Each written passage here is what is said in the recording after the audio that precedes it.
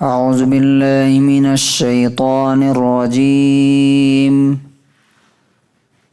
بسم اللہ الرحمن الرحیم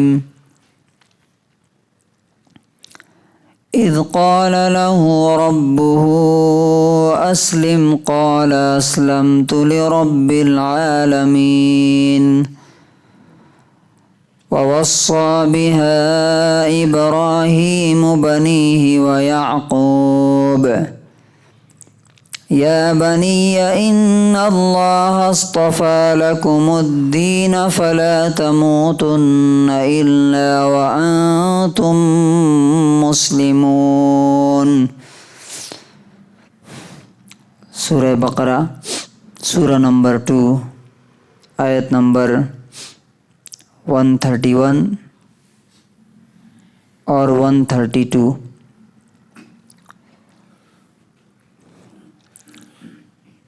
جب اس کے رب نے اس سے کہا کہ اپنے آپ کو میرے حوالے کر دو،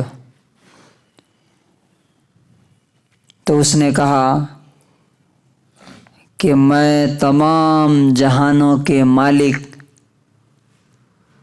کے سامنے اپنے آپ کو جھکاتا ہوں، میں نے اپنے آپ کو حوالے کر دیا۔ اور ابراہیم علیہ السلام نے اپنے بیٹوں کو اسی طریقے پر چلنے کے لیے ہدایت دی، کہا کہ اسی راستے پہ رہنا۔ اور یعقوب علیہ السلام نے کہا اے میرے بچوں، بے شک اللہ نے تمہارے لیے اس دین کو چن لیا ہے، تو تمہاری موت صرف اور صرف اسلام اور فرما برداری اور آگیا کاری کی حالت میں آنی چاہیے۔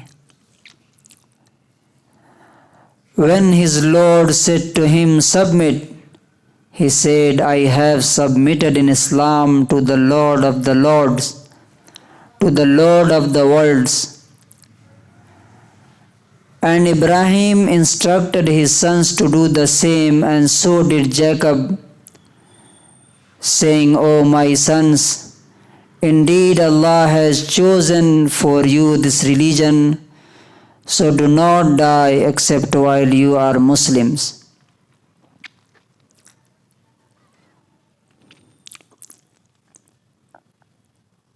کل کی آیت میں جو میں نے آج بھی پڑھی ہے،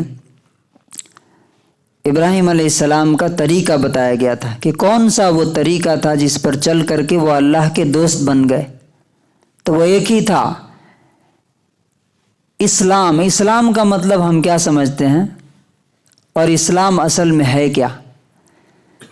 اسلام ہم یہ سمجھتے ہیں یا دنیا یہ سمجھتی ہے کہ جو کلمہ پڑھ لیا وہ چاہے کچھ بھی کرے مسلمان ہے، جبکہ اسلام کا ڈکشنری میننگ یہ ہے، اور شریعت میں اللہ کی نظر میں اسلام یہ ہے کہ جیسے غلام اپنے مالک کے اشارے پہ ناچتا ہے نا، سمجھیے کہ ایک آدمی ایک کمپنی میں کام کر رہا ہے، باس کہے گا اٹھو تو اٹھے گا، اور کہے گا بیٹھو تو بیٹھے گا۔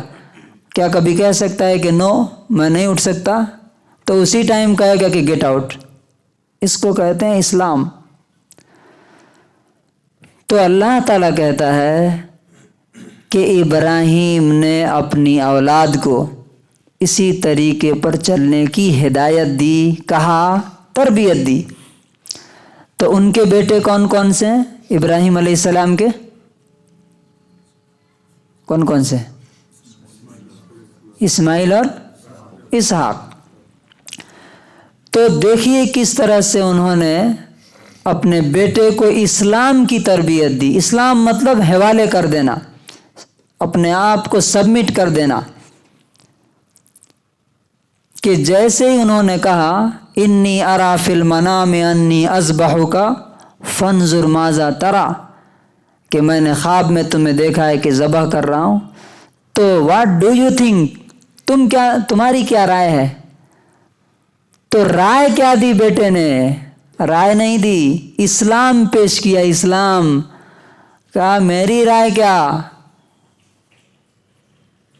یا ابت فعل ما تؤمر، جو حکم ملا اسے کر دیجئے،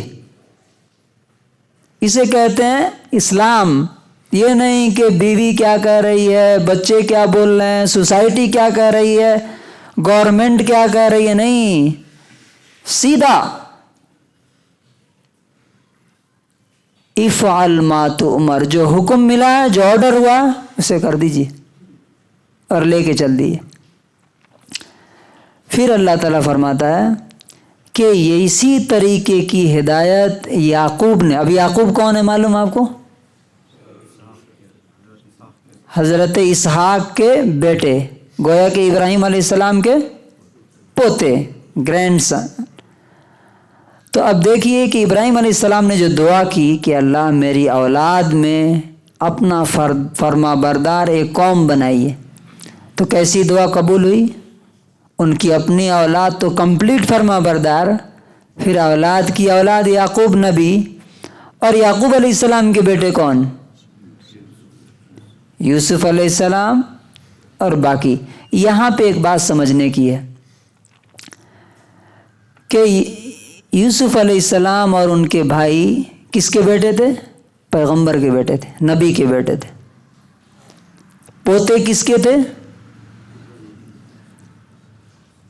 اسحاق علیہ السلام کے، اور پڑ پوتے اس کو گرینڈ سن، اس کے بعد کیا ہوتا ہے؟ گریٹ گرینڈ سن۔ تو نبی کے بیٹے کے بیٹے کے بیٹے ہے نا، لیکن یہاں دیکھیے کیا ہوتا ہے، انہوں نے کیا خیال ہے کہ انہوں نے تربیت میں کمی کی ہوگی یعقوب علیہ السلام نے؟ نہیں، لیکن ہوا کیا؟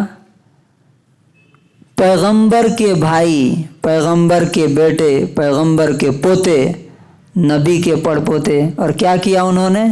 اپنے بھائی کو لے جا کر کے کنویں میں ڈم کر دیا، اور اپنے باپ کو کتنے سال رلایا۔